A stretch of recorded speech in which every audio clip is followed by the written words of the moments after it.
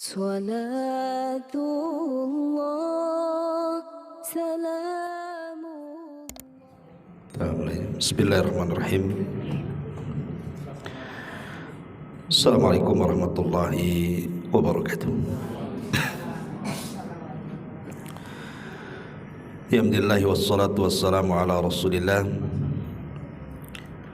wa ala alihi wa sahbihi wa mawalah wa la hawla wa la quwwata illa billahi wa ba'du. Qala Allahu azza wa jalla ya ayyuhalladzina amanu taqullaha haqqa tuqatih wa la tamutunna illa wa antum muslimun.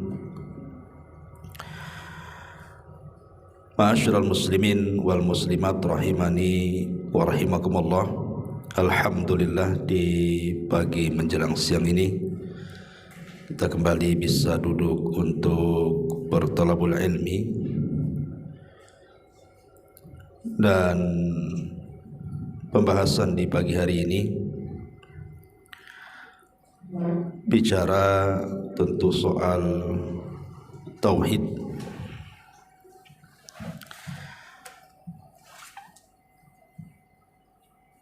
Dan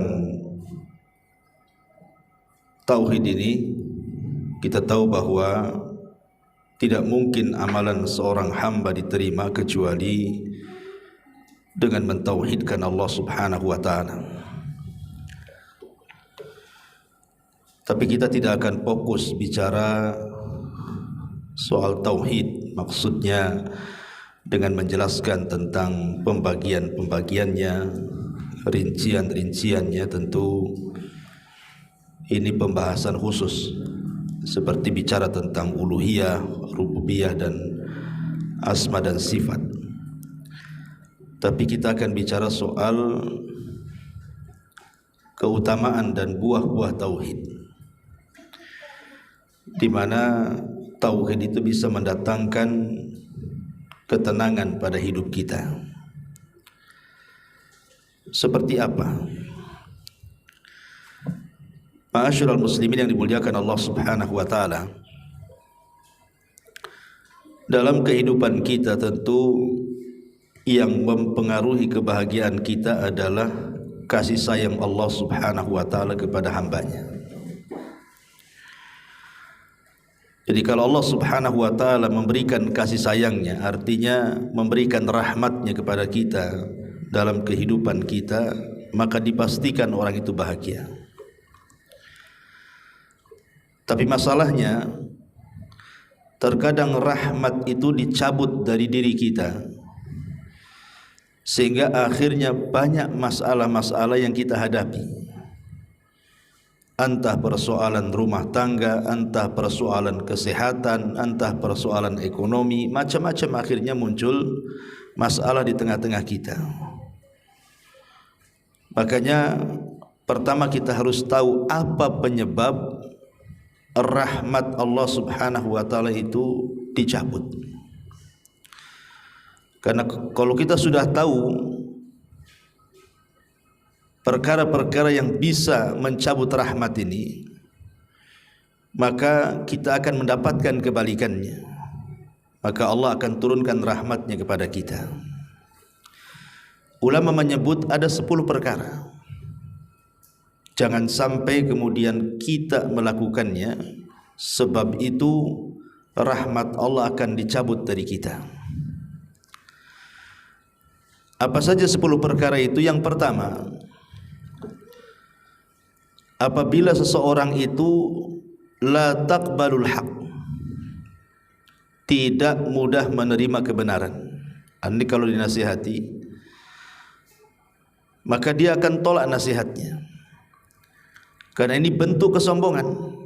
Kata Nabi SAW, al-kibru batrul haqqi wa ghamdun nas, bahwa kesombongan itu ketika seseorang menolak kebenaran dan merendahkan orang lain. Bahkan Allah Subhanahu wa ta'ala mengatakan dalam surah Al-Baqarah ayat 206, wa idza qila lahu taqillaha akhadathul izzatu bil itsmi, dan apabila dikatakan kepadanya bertakwalah kepada Allah, bangkitlah kesombongannya yang menyebabkan dia berbuat dosa. Jadi ada tipe-tipe orang itu kalau dinasihati marah, bukannya berterima kasih malah kemudian marah. Maka kemarahan saat kebenaran sampai kepadanya, maka ini salah satu dicabutnya rahmat. Ma'asyiral muslimin yang dimuliakan Allah Azza wa Jalla. Kemudian yang kedua, kata para ulama, idza tujahir bil ma'siyati wa la tastahi. Apabila Anda melakukan kemaksiatan secara terang-terangan dan tidak memiliki rasa malu. Ini juga salah satu penyebab rahmat Allah akan dicabut, kemudian masalah akan numpuk tuh, ketika kita bermaksiat terang-terangan dan tidak malu. Jangan bicara soal maksiat terang-terangan ya, maksiat sembunyi-sembunyi saja itu sudah ngeri itu dosanya. Kata Nabi SAW, nanti pada hari kiamat akan didatangkan orang-orang yang menghadap kepada Allah membawa pahala sebesar gunung Tihama, tetapi dihancurkan dengan maksiat yang dilakukan sembunyi-sembunyi.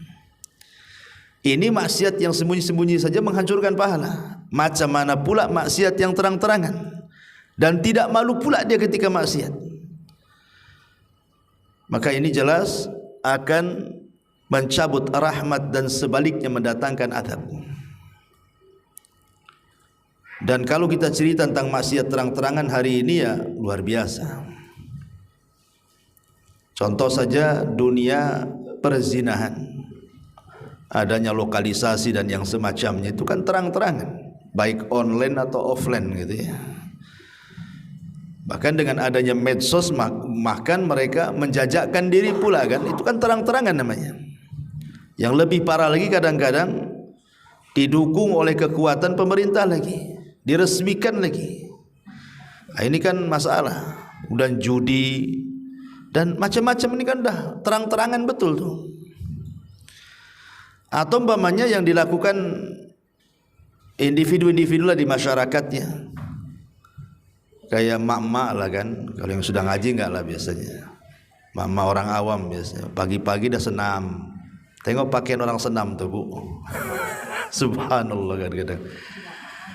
Iya, yang tadinya enggak niat nonton jadinya tuh. Coba senam di tengah jalan lagi, tengah lapang lagi. Pakaiannya berpakaian tapi telanjang lagi kan itu ya. Ini kan maksiat terang-terangan namanya. Geol sana, geol sini enggak jelas ya. Jadi ini bahaya nih. Yang seperti ini bisa mencabut rahmat ya. Rahmat Allah tidak akan turun. Yang ada sebaliknya malah azab akan turun. Kemudian yang ketiga adalah idza kunta ta'kulul harama wa la takhafullaha azza wa jalla. Ketika Anda tidak perhatian dengan makanan-makanan haram dan tidak takut kepada Allah Subhanahu wa taala. Tidak menyaring makanan, yang penting masuk gitu ya. Karena Nabi SAW mengatakan, sayati alaikum zaman la yubalil mar'u bima akhadal mal amin halalin amin haramin. Nanti akan datang zamannya, kata Rasul, manusia-manusia itu sudah tidak peduli lagi itu dalam mencari harta itu.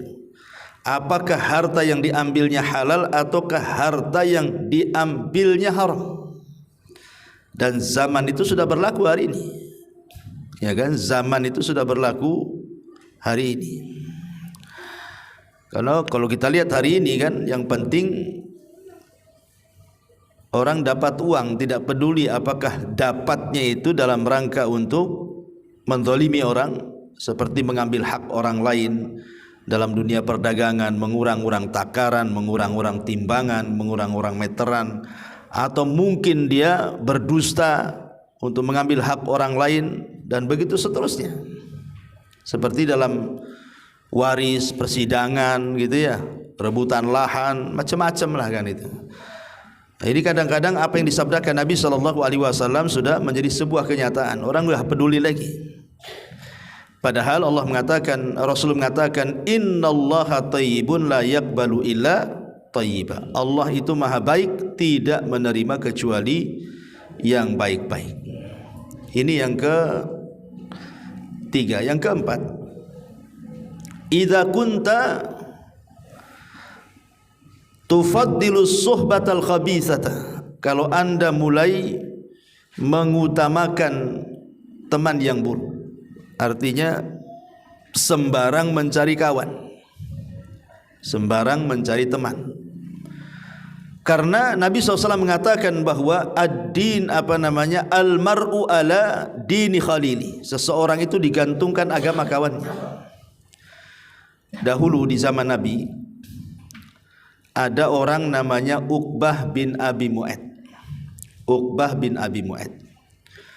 Uqbah bin Abi Mu'aid ini walaupun dia musyrik, tapi dia suka dengan syair. Dan kalau dia mendengar Quran, suka tuh, tapi tak mau masuk Islam masalahnya. Dia hanya suka dengar Quran, tapi tidak mau masuk Islam. Karena dia menyukai bahasa Quran. Karena dia kan seorang penyair, pejangga gitu ya. Dia suka kalau Quran dibaca karena tata bahasanya. Samalah kalau kita umpamanya mendengar ada orang Melayu berpantun, kan suka kita dengarnya gitu ya. Jadi akhirnya kemudian Uqbah bin Abi Mu'aid ini mengidolakan Nabi. Saking senangnya sama Nabi, tapi tak mau masuk Islam juga. Dia ingin menjamu Nabi SAW ke rumahnya. Akhirnya diundanglah Nabi SAW ke rumahnya. Maka makanan disediakan, minuman disediakan. Ketika disuruh makan, Rasul tak mau makan. Jadi orang ini mengatakan, Uqbah ini, ya Rasul, ya Muhammad, kenapa kau tak makan? Maka Rasul mengatakan, macam mana aku akan makan sementara yang menyediakan makanan ini orang musyrik? Sembelihan orang musyrik tak boleh dimakan. Karena kalau orang musyrik menyembelih binatang, otomatis yang disebut bukan Allah tapi berhala-berhala, kan begitu. Kata Nabi SAW, kalau aku ingin makan di tempatmu ini, maka mudah caranya, bersyahadatlah kepadaku, katanya. Akhirnya karena takut makanan yang dihidangkan kepada Rasul tidak dimakan Nabi, terpaksalah Uqbah bersyahadat. Ingat, syahadatnya terpaksa supaya Nabi makan, gitu maksudnya.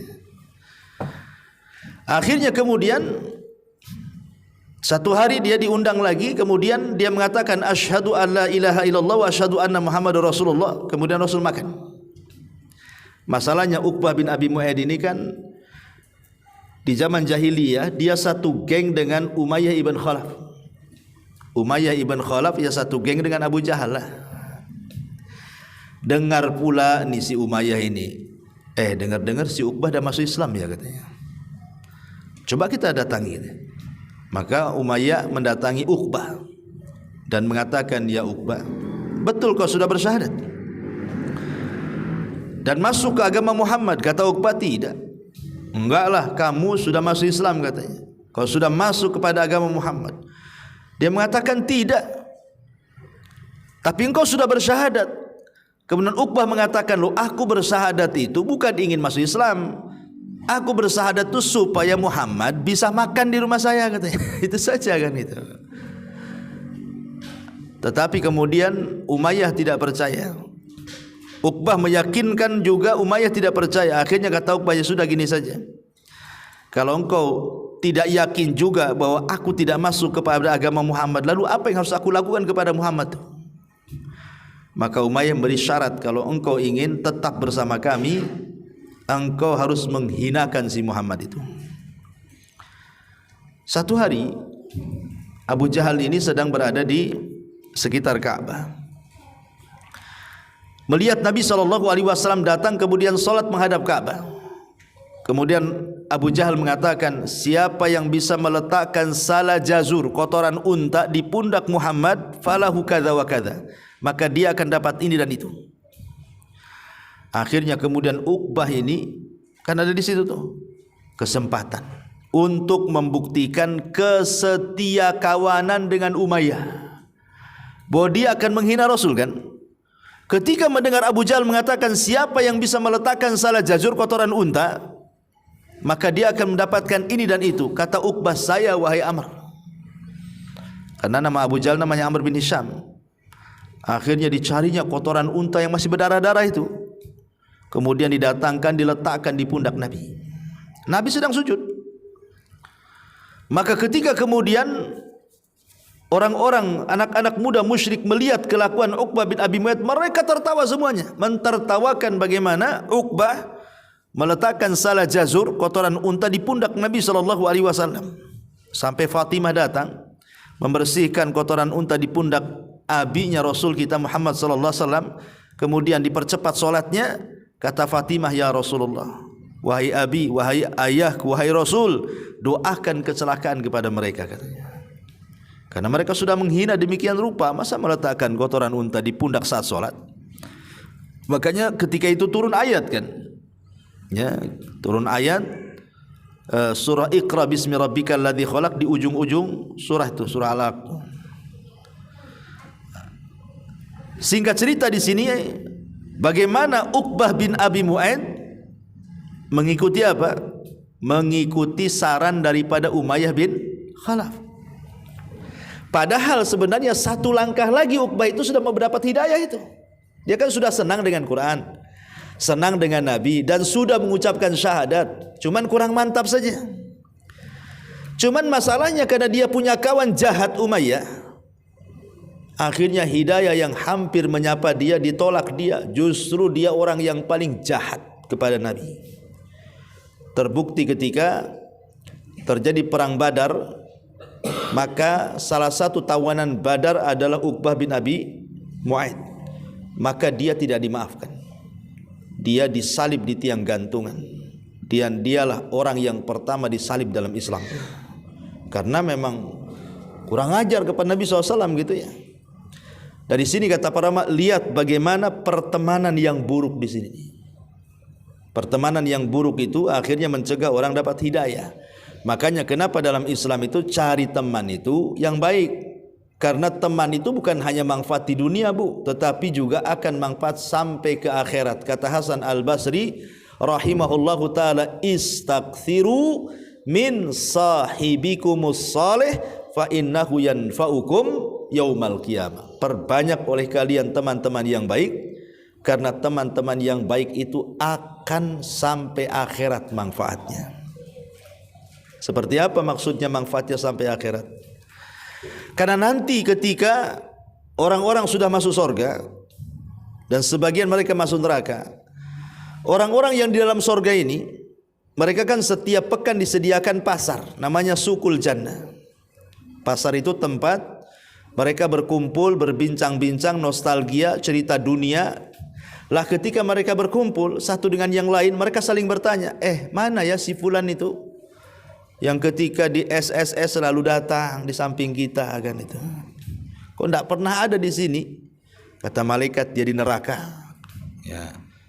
Di neraka, padahal dia orang paling baik, paling banyak ngajinya, paling ini, kenapa dia masuk neraka katanya. Tak tahulah katanya. Maka semua penduduk sorga yang merupakan teman-teman yang baik itu mengatakan apa? Ya Rabb, la taqtamilu ladzatina hatta tukhrijahu. Ya Rabb, jangan kau sempurnakan kemuliaan, kenikmatan kami di sorga ini sampai kau keluarkan teman kami di neraka tuh. Jadi teman-teman yang baik itu jadi syafaat tuh. Maka ini penting, sebab kalau kita sudah berteman dengan teman yang buruk, itu tanda rahmat akan dicabut. Kemudian datang kebalikannya. Ini yang keempat. Yang kelima, idza kunta la tarda bi qada'illahi azza wa jalla. Ketika Anda tidak redha alias tidak ikhlas dengan pemberian Allah Subhanahu wa taala. Nabi SAW satu hari memegang tangannya Abu Hurairah radhiyallahu anhu. Kemudian Nabi mengatakan apa? Ya Abu Hurairah, irdha bima qasamallahu lak takun aghnan nas. Wahai Abu Hurairah, redhalah kamu terhadap pemberian Allah. Kalau engkau sudah redha dengan pemberian Allah, maka engkau akan menjadi orang yang paling kaya dari seluruh manusia. Jadi Rasul mengatakan kalau engkau bisa redha dengan pemberian Allah, maka hakikatnya engkau ini orang kaya. Apa maksudnya? Maksudnya adalah kita disuruh untuk qanaah. Disuruh untuk qanaah. Qanaah itu meninggalkan perkara syubhat, dikhawatirkan takut terjerumus kepada yang haram. Itu disebut qanaah. Yang syubhat saja dijauhi, apalagi yang haram. Dan dia hanya pasrah dan menerima apapun yang Allah takdirkan, apapun yang Allah berikan, apapun yang Allah bagi kepada kita. Itu kata-kata Rasul kepada Abu Hurairah, irdha bima qasamullahu lak. Redhalah dengan pemberian Allah Subhanahu wa taala. Makanya ada seorang ulama salaf itu, saya lupa namanya. Jadi kalau dia jalan dari dari rumah ke masjid, kemudian satu hari jatuh uang 1 dinar, jatuh dari dompetnya itu uang 1 dinar. Akhirnya kemudian dia kembali mencari itu, nampak pula uang 1 dinar. Ketika mau diambil tak jadi. Kenapa? Jangan-jangan bukan uang saya yang jatuh, uang orang katanya. Gak jadi. Ya, itu namanya warok tuh. Kalau kita tidak, jangankan lagi uang dompet, dompet kita ada, tapi ada dompet lagi jatuh. Kira-kira apa yang kita lakukan? Langsung dikuras isinya, cangkangnya ditaruh situ. Gitu ya. Itu ndak warok gitu ya kadang-kadang gitu. Jangankan itu, kadang-kadang pohon mangga saja kan. Nah, kebetulan depan kita main peti saja. Lah itulah kemudian kenapa orang itu kemudian tidak redha dengan pemberian Allah, sebabnya karena tidak qanaah tadi. Kalau orang sudah qanaah ikhwatu fiddin, menjauhi yang syubhat karena takut masuk kepada yang haram, maka insyaallah dia akan mudah redha dengan pemberian Allah Azza wa Jalla. Nabi satu hari masuk ke kamarnya, kemudian nampak ada 1 butir kurma, hampir mau ditelan, tiba-tiba tak jadi dibuang. Kemudian ditanya Rasul, kenapa? Kata Nabi SAW, saya takut kurma ini kurma sedekah, dan keluarga Nabi haram memakan harta sedekah. Coba bayangkan, di kamarnya, di rumahnya, takut kalau itu adalah kurma sedekah. Begitulah Nabi SAW mengajarkan warok kepada kita supaya nanti puncaknya adalah kita bisa redha dengan pemberian Allah Subhanahu wa taala. Ikhwatu fiddin, muliakan Allah Azza wa Jalla. Kita tahu bahwa Allah itu yang menciptakan kita. Berarti Allah paling paham dengan ciptaannya kan? Kan yang menciptakan kita Allah. Berarti Allah paling paham dengan kita. Jadi ketika Allah Subhanahu wa taala sengaja umpamanya membuat kita miskin, atau sengaja membuat kita kaya, atau sengaja membuat kita sakit, atau sengaja membuat kita ini sehat, atau sempit atau lapang, atau berpisah atau berkumpul dan begitu seterusnya, tentu ada hikmah di balik itu. Pasti ada maslahat yang kita tidak tahu. Ya, pasti ada maslahatnya kan? Kenapa Allah buat kita sakit dan sembuh-sembuh? Pasti ada manfaatnya tuh, yang kita tidak tahu sebenarnya. Boleh jadi kalau seandainya disembuhkan dari penyakitnya, jadi jahat dia, jadi kufur dia.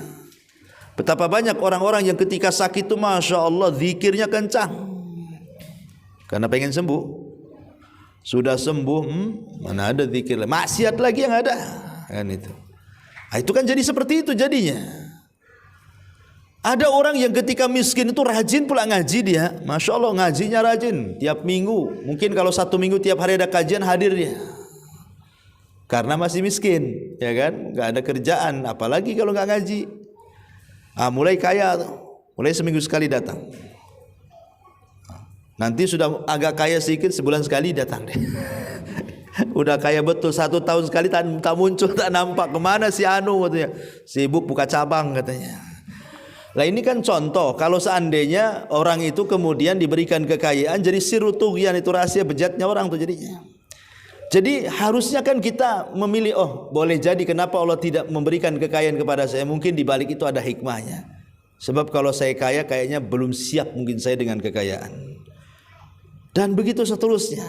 Nah, itulah kemudian muncul kata harus redha dengan pemberian Allah. Sebab kalau kita tidak redha dengan pemberian Allah, maka itu tanda rahmat kita akan dicabut oleh Allah Azza wa Jalla.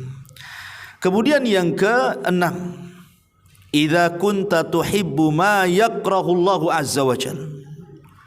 Apabila Anda mencintai apa yang Allah benci.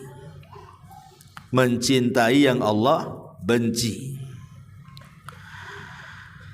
Ma'asyiral muslimin wal muslimat rahimani wa rahimakumullah. Imam Ghazali mengatakan dalam kitabnya Ihya Ulumuddin, al-bughdhu fillahi wajibun wa muhibbul maksiyati warradhi biha 'asin. Benci karena Allah adalah sebuah kewajiban, sebagaimana cinta karena Allah sebuah kewajiban, benci karena Allah sebuah kewajiban. Tetapi mencintai maksiat dan redha dengan maksiat adalah sebuah kemaksiatan, kata Imam Ghazali.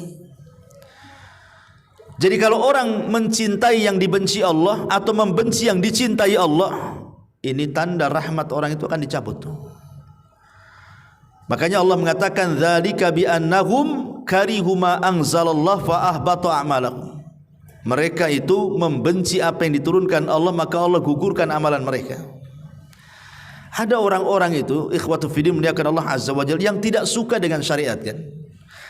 Lisannya itu tidak bisa dijaga, kadang-kadang ngomong aja.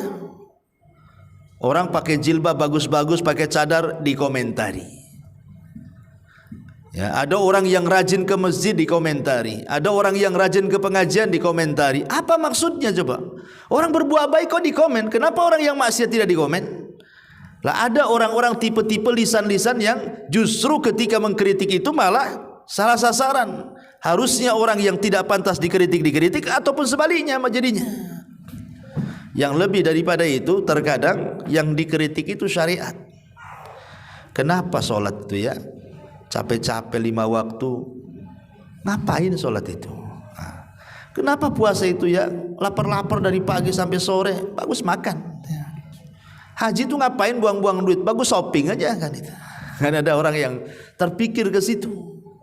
Kalau yang ucapkan seperti ini orang kafir, lakum dinukum waliyadin lah. Tapi itu pun ya tentu kita marah kalau seandainya mereka mengatakan seperti itu. Lah terkadang yang ngomong ini umat Islam. Mengatakan kepada orang-orang yang berusaha menegakkan tauhid, menegakkan sunnah Nabi SAW, kemudian dikomentari. Nah, ini berarti dia membenci apa yang Allah suka atau menyukai apa yang Allah benci. Kemudian yang nomor 7, ulama mengatakan adalah idza kunta tadlim wa ta'kul haqqal akharina wa la tubali. Kalau engkau melakukan kezaliman dan memakan hak orang lain dan engkau tidak peduli, maka namanya kezaliman itu pasti akan mendatangkan azab dan mencabut rahmat dan mendekatkan azab. Jadi yang ke-7 ini bicara soal zalim. Kezaliman, ya, jauhi kezaliman. Kemudian yang nomor 8, idza kunta ta'mal lin-nasi aktsar min ihtimamika billah. Engkau beramal untuk manusia, lebih banyak perhatiannya dibandingkan perhatianmu kepada Allah Subhanahu wa taala. Dan ini yang banyak di masyarakat kan. Kebanyakan kita melakukan amal soleh ini kadang-kadang lebih banyak karena manusia dibandingkan karena Allah Subhanahu wa taala. Itu karena terlampaunya cinta kita kepada dunia sehingga melupakan akhirat. Ulama mengatakan kalau seandainya kecintaan kita kepada akhirat itu sama seperti kecintaan kita kepada dunia, tidak ada orang masuk neraka. Kalau kecintaan kita kepada akhirat sebanding dengan kecintaan kita kepada dunia, enggak ada orang masuk neraka. Cuman masalahnya kecintaan kita kepada dunia itu terkadang melebihi kecintaan kita kepada akhirat. Pertanyaannya apa penyebabnya? Maka ulama tafsir mengatakan penyebabnya adalah karena kita lahir di dunia. Makanya kita cinta dunia. Coba Anda lahir di sorga, kira-kira cinta dunia enggak? Tidak mungkin lah kan itu ya. Karena kita lahir di dunia ini jadi cinta dunia. Coba kalau kita lahir di sorga, enggak mungkin kita mau ke dunia. Makanya di Quran itu selalu Allah dahulukan dunia baru akhirat, dunia baru akhirat. Coba kalau seandainya Quran membalik akhirat baru dunia kan, orang enggak mungkin ke dunia tuh. Itulah penyebabnya kenapa kita hubud dunia, yang dengan sebab itu akhirnya lebih banyak beramal karena manusia dibandingkan karena Allah Subhanahu wa taala. Kemudian yang nomor 9, idza ra'aita qaswatan fi qalbika. Kalau mulai engkau melihat hati ini keras, maka ketika hati ini keras itu tanda rahmat Allah dicabut. Hati-hati. Seperti umpamanya ketika ibu mendengar Quran, kok enggak ngaruh, sama aja. Mendengar Quran ya biasa, mendengar musik ya biasa. Lebih celaka lagi, mendengar Quran biasa, mendengar musik pula luar biasa. Itu yang masalah itu. Itu bukan keras lagi, bekarat lagi hatinya tuh, ya. Atau umpamanya ibu mengunjungi orang sakit. Mungkin orang sakit itu udah stroke, udah susah bangun. Kayaknya biasa aja, enggak tersentuh. Enggak terpikir bahwa nanti suatu hari kita akan seperti dia, enggak kepikiran ke situ. Ya biasa-biasa saja. Yang ada malah diomeli, ya kan? Ya wajar dia setruk Ustaz kan. Dia jahat sih orangnya. Malah bukannya didoakan sembuh, malah disyukur-syukuri loh. Ini kacau orang ini kan. Nah ini enggak ada rasa sudah itu, udah mati rasanya. Atau umpamanya kita dengar ada orang mati, datang ke rumahnya, nampak dia mati. Bahkan kita pula yang mandikan, kita pula yang bawa, kita pula yang nguburkan. Pulang dari kuburan itu enggak kepikiran dia akan seperti dia. Ya tetap aja dia maksiat. Itu kan hatinya keras itu. Orang kayak gitu tuh.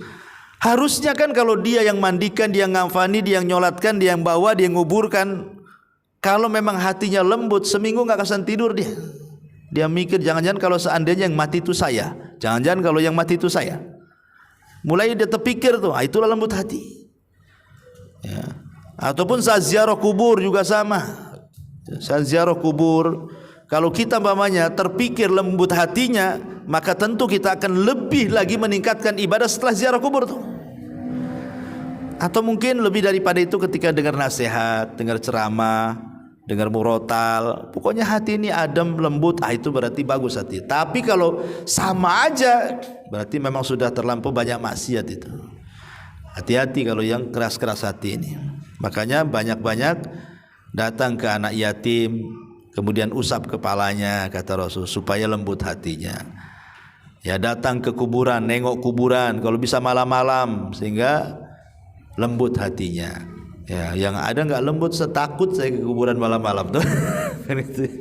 Ya. Tapi intinya bahwa berusahalah melembutkan hati, karena kerasnya hati itu mencabut rahmat, dan tercabutnya rahmat itu hilang bahagia pada diri kita. Kemudian yang nomor 10, yang terakhir, tidak merasa berhajat kepada Allah. Anda tidak merasa berhajat dengan Allah, artinya merasa kaya, tidak perlu Allah. Ini bahaya nih. Ya. Orang kalau dalam kehidupannya tidak berhajat kepada Allah, ini orang ini akan dicabut rahmatnya. Dan itu kebanyakan di masyarakat seperti itu. Coba orang-orang yang meninggalkan doa, enggak mau berdoa sama sekali kan, itu kan orang yang tidak berhajat dengan Allah sebenarnya tuh. Orang-orang awam yang enggak mau sholat, kalau Ramadan dia enggak mau puasa, tapi kalau Id pula dia pula yang paling bagus pakaiannya. Nah ini kan payah nih. Ya. Dan ada orang kayak gitu, puasa tidak, kalau dia paling bahagia pula. Yang puasa aja nggak kayak gitu tuh, pakaiannya biasa-biasa saja. Ya. Jadi ada orang-orang itu yang mereka tidak peduli dengan kewajiban Allah. Ditinggalkannya sholat, ditinggalkannya puasa, ditinggalkannya zakat, ditinggalkannya haji dan ibadah-ibadah yang lain. Kemudian ditinggalkannya zikir, doa, dan orang ini loh merasa dia tidak berhajat kepada Allah. Ini bahaya orang kayak gini nih, dicabut rahmatnya tuh. Maka jangan sampai kemudian kita merasa kita tidak butuh dengan Allah. Sekelas Nabi SAW saja mengatakan, Allahumma takilni ila nafsi tarfata ainin. Ya Allah, janganlah engkau membebankan atas usahaku, perkaraku kepada diriku sendiri tanpa ada kehadiranmu. Itu Nabi SAW itu meminta agar setiap masalahnya Allah hadir menyelesaikannya. Karena orang yang tidak berhajat dengan Allah ini bisa masalah hidupnya, karena rahmat akan tercabut pada kehidupannya. Ma'asyiral muslimin wal muslimat rahimani wa rahimakumullah. Ini di antara 10 perkara yang mendatangkan azab dan mencabut rahmat, artinya menjauhkan kita dari kebahagiaan Allah Subhanahu wa taala. Karena ini bagian daripada mukammilatut tauhid namanya, penyempurna tauhid. Kan ada yang menghilangkan tauhid, ada yang menghilangkan kesempurnaan tauhid. Nah, inilah perkara-perkara yang kita bahas ini. Kalau kita lakukan bisa menghilangkan kesempurnaan tauhid. Dan ketika hilang kesempurnaan tauhid itulah kemudian mendatangkan banyak kesulitan. Salah satunya ketika rahmat dicabut, kemudian didekatkan dengan azab Allah Subhanahu wa taala. Ma'asyiral muslimin wal muslimat rahimani wa rahimakumullah. Ini yang pertama. Ya, dihilangkan dari rahmat dengan 10 perkara tadi.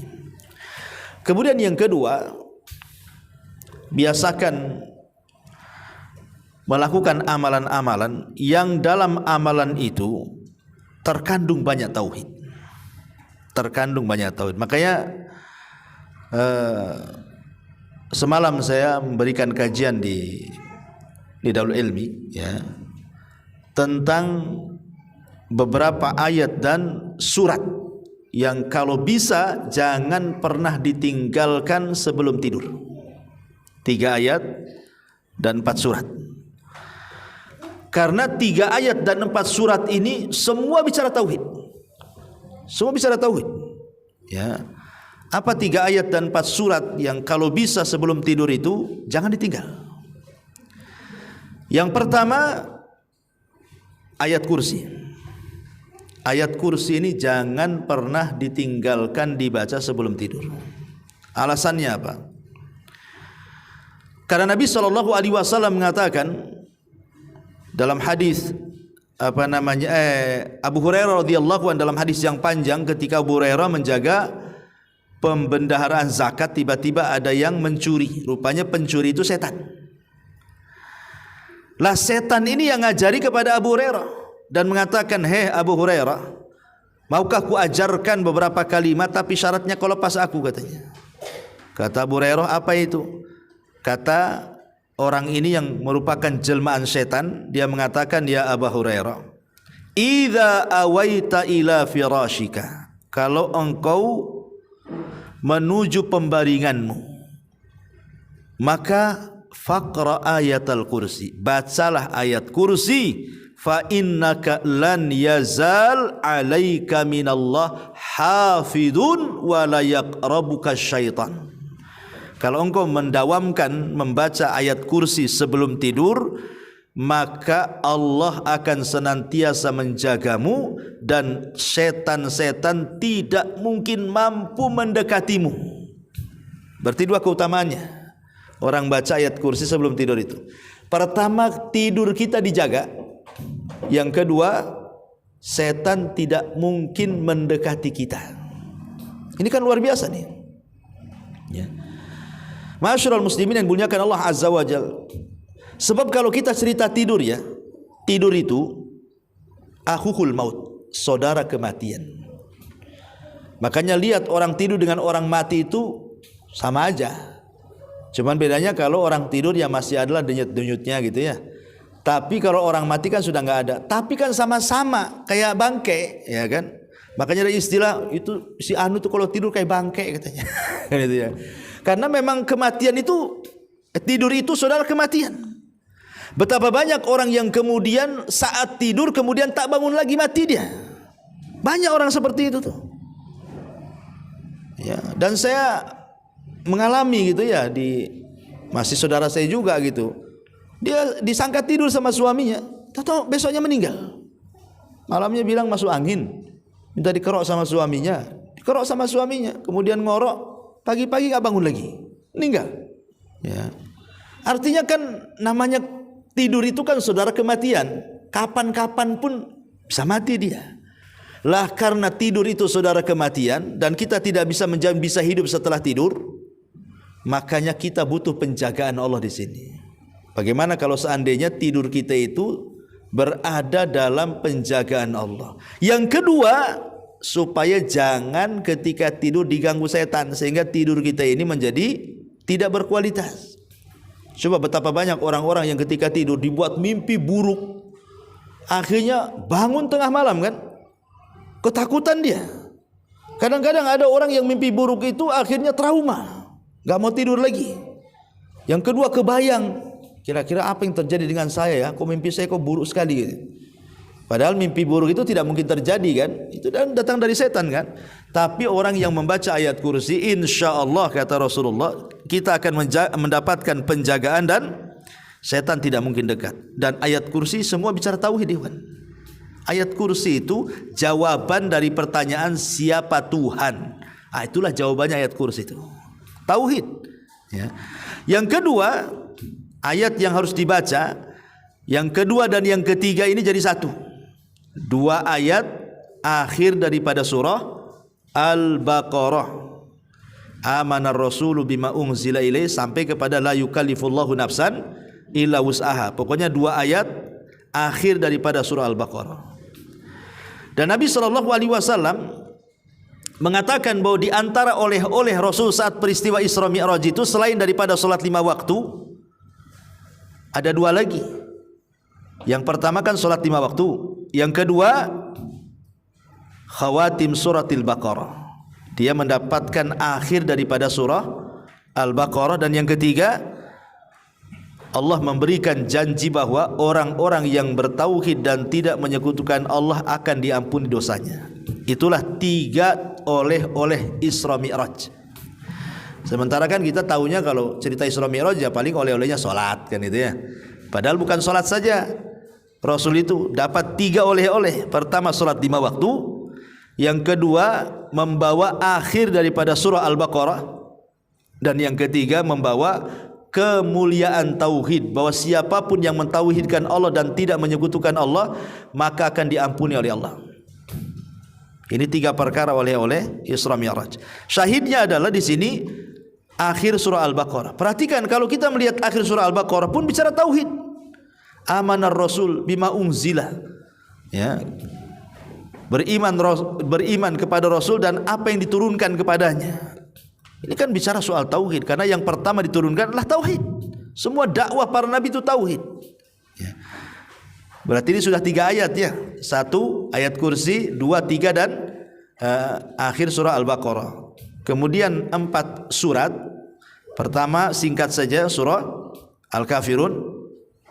Yang kedua surah Al-Ikhlas. Yang ketiga surah Qul a'udzu birabbil falaq Al-Falaq. Dan yang keempat surah An-Nas Qul a'udzu birabbin nas. 3 surat, 4 surat 3 ayat. Jangan ditinggalkan selepas tidur karena semua terkandung tauhid. Dan semua masing-masing surat dan ayat ini punya keistimewaan sendiri tuh. Contoh mamanya kalau kita baca Qul ya ayyuhal kafirun sebelum tidur, apa faedahnya coba? Bara'atun minasyirki kata Rasul. Maka kita akan terbebas dari kesyirikan. Berarti kalau seandainya kita ini tidur kemudian membaca Qul ya ayyuhal kafirun, Allah bebaskan kita dari kesyirikan, berarti tidur kita ini bernilai tauhid. Karena lawan syirik apa? Tauhid. Ya, ketika kesyirikan lepas dari badan kita berarti masuk lawannya tauhid. Berarti orang yang membaca qul ya ayyuhal kafirun tidurnya di atas tauhid. Kalau Allah takdirkan mati berarti mati di atas tauhid, gitu maksudnya. Alhamdulillah.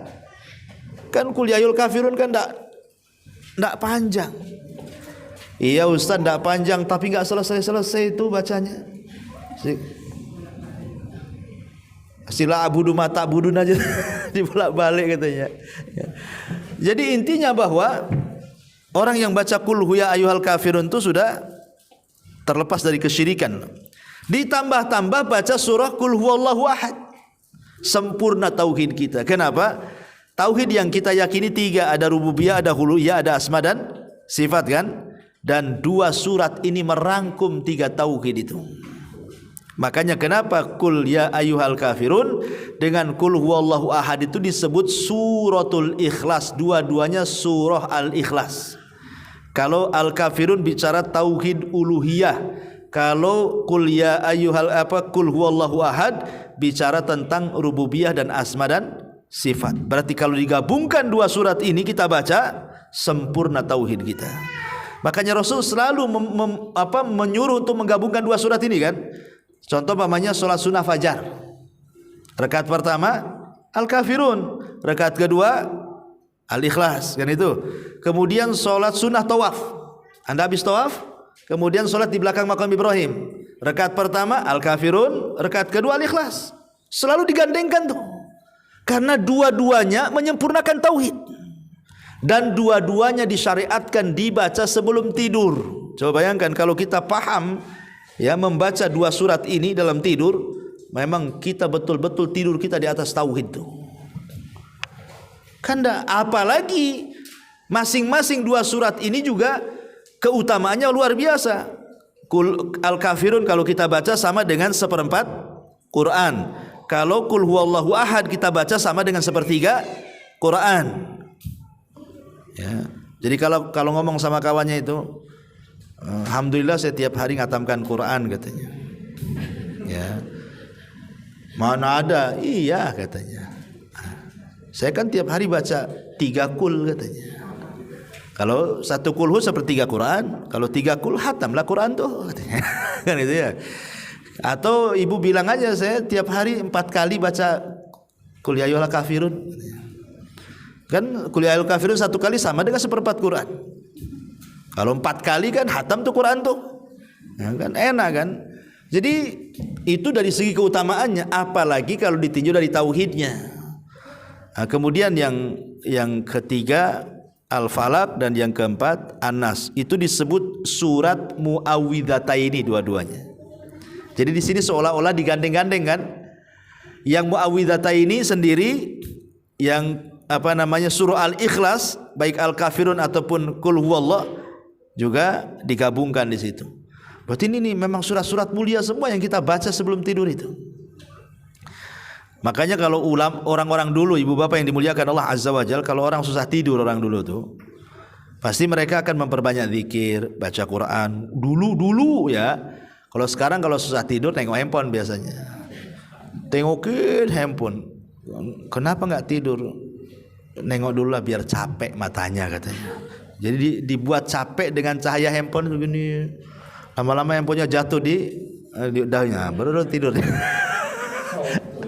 Coba bayangkan mati di atas handphone itu, coba ya. Nauzubillah kan. Kalau orang dulu kan enggak, ya susah tidur ya sengaja dibuatkan baca Quran, dibuatkan zikir, dibuat apa kan jelas gitu ya kan, tidurnya berkualitas ibadah. Sekarang enggak.